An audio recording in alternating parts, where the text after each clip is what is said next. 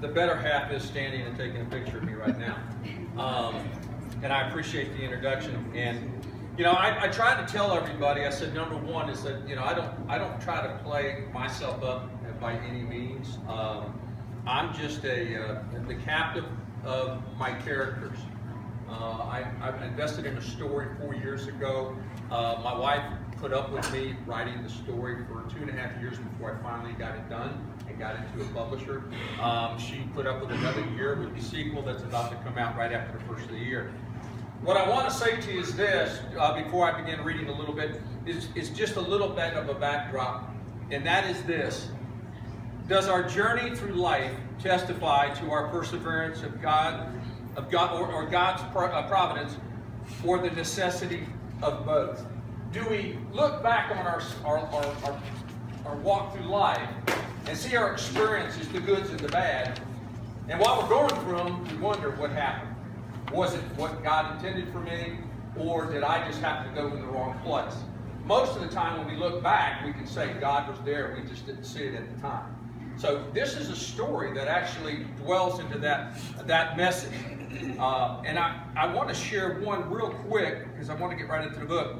But since he's here, one of my first reviewers shared this about Sanctuary.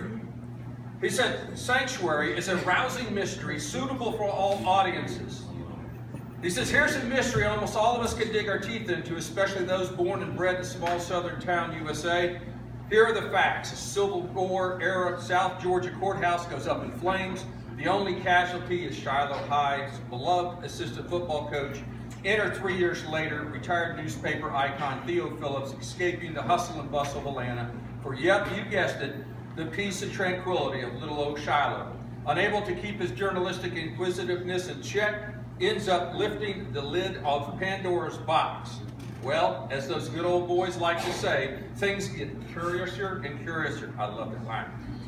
So pull up a chair and settle back for the type of old-fashioned whodunit that kept the Andy Griffith Show community spellbound for years. And while you're at it, give old T.M. Brown a well-deserved round of applause for giving the literary world a rousing mystery suitable for all audiences. And that was probably what I loved the most, because I wrote this as a legacy to my own grandkids. I wanted them all to read it.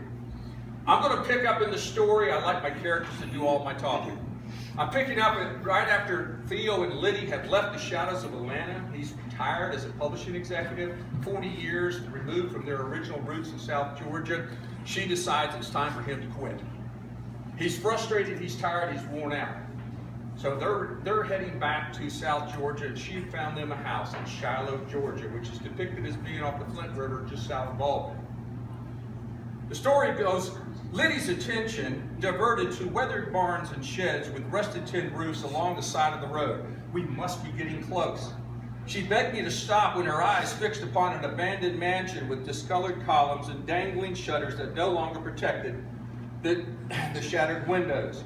With critters and termites likely the only tenants, I convinced her we should save a close-up inspection for another day. Plantation oaks with dangling moss lined the rest of the way into Shiloh. As the expedition's automatic headlamps flicked on and attacked the growing dark shadows, the distant lights welcomed us into town. The highway transformed into Main Street, and at Liddy's urging, we slowed well below the speed limit and rolled through the town square. She pointed to the drugstore and the next-door barber among the quaint shops and office fronts. We both joked about the movie theater with its marquee and reminisced about 50-cent Saturday matinees. Without regret, Shiloh lacked familiar retail chain store names and revealed family-owned shops and businesses, all but a memory in most small towns in the South. The Chamber of Commerce brochure depicted an antebellum